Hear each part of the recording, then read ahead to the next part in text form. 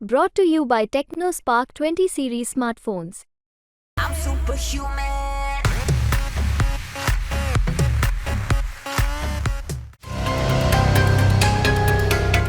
देवेंद्र फडणवीसांनी शरद पवारांना पुन्हा एकदा धक्का दिलाय. शरद पवारांचे कट्टर समर्थक अभिजित पाटील यांनी भाजपसोबत जाण्याचा निर्णय घेतलाय. अभिजित पाटील यांनी माढा लोकसभेत रणजितसिंह नाईक निंबाळकर तर सोलापूर लोकसभेत राम सातपुतेंचा प्रचार करण्याचा निर्णय घेतलाय. अभिजित पाटलांची सभासदांसोबत निंबाळकरांच्या उपस्थितीत बैठक पार पडली. त्यानंतर अभिजित पाटील यांनी हा निर्णय जाहीर केलाय. अभिजित पाटील विठ्ठल सहकारी साखर कारखान्याचे चेअरमन आहेत. विठ्ठल सहकारी साखर कारखान्यावर राज्य सहकारी बँकेनं कारवाई केली आहे. 442 कोटींच्या कर्ज प्रकरणी कारखान्याचं गोडाऊनही सील करण्यात आले.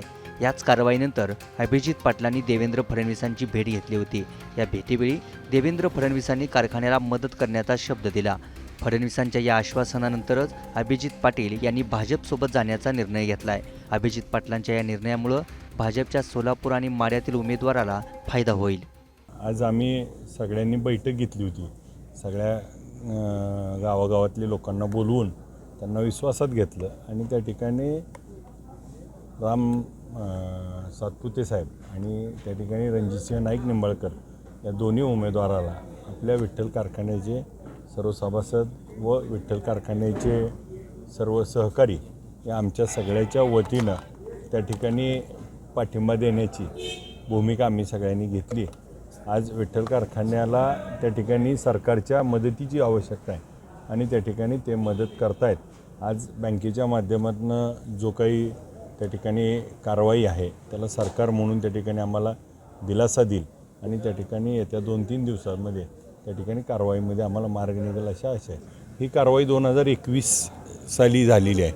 आता 2024 आहे. 3 वर्षापूर्वी मागच्या चेअरमनच्या भ्रष्टाचारामुळं मी आल्यावर 1 रुपया कर्ज घेतलं नाही. आज बातम्या ऐकतो आपण 442 कोटी कर्ज, परंतु त्यातला 4 रुपयेसुद्धा मी कर्ज घेतलेलं नाही.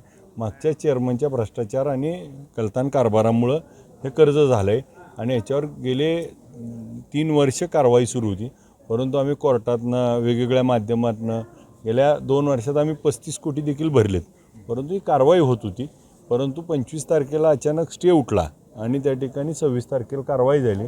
परंतु हे त्यांच्या प्रोसेसचा भाग होता.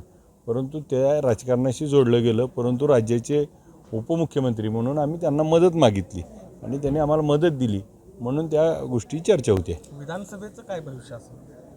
आता हे आपण त्या ठिकाणी त्यांना आत्ताच्या सध्याला आपण लोकसभेला मदत करण्याची भूमिका घेतली आहे. कारखान्याला मदत होते. कारखाना चालणं आणि शेतकऱ्याला दिलासा देणं ही महत्त्वाचा टप्पा आहे. यानंतर पुढच्या गोष्टी भविष्यात आपल्याला नक्की सांगून आम्ही करू. आपण BJPमध्ये प्रवेश करणार होता अशी चर्चा होती, पण तुमच्या प्रवेशाला परिचारक गटाने आणि अवताडे गटाने खो घातला, खरं आहे? नाही, मला प्रवेश करायचा हाच आपल्या माध्यमातून कळालं, नाहीतर आमचं काय तसं ठरलं नव्हतं. आम्ही कारखान्याला मायबाप सरकार म्हणून मदत मागायला गेलो आणि त्यांनी मदत दिली. त्यामुळे आमचं तसं काही चर्चा पण झाली नाही आणि त्यांनी पण बोलले नाहीत. त्यामुळे आमचं तसं काही चर्चा झालेली नाही. मी माझे रस्ते कशाला बंद करू? मला तारीख आलेली नाही. त्यांनी 3, 4, 5 या शेवटच्या 3 दिवसापैकी 1 दिवस मेळावा घ्या आणि त्या ठिकाणी आम्हाला पाठिंबा द्या असं सांगितलं होतं.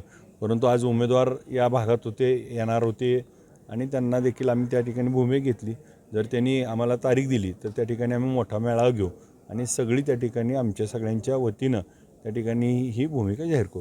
चे नेते विठ्ठल कारखान्याचे चेअरमन आणि शरद पवारांच्या बरोबर या लोकसभा मतदारसंघाचं संपूर्ण प्लॅनिंग जे करत होते, अरे फास लावता का? तर ते अभिजित आबा पाटील यांनी आज या ठिकाणी पाठिंबा मला दिलेला आहे. राम सातपुते साहेबांना पाठिंबा दिलेला आहे. मी भारतीय जनता पार्टीच्या वतीने त्यांचे व त्यांच्या विठ्ठल परिवाराचे आभार मानण्याकरता मी या ठिकाणी आलो होतो.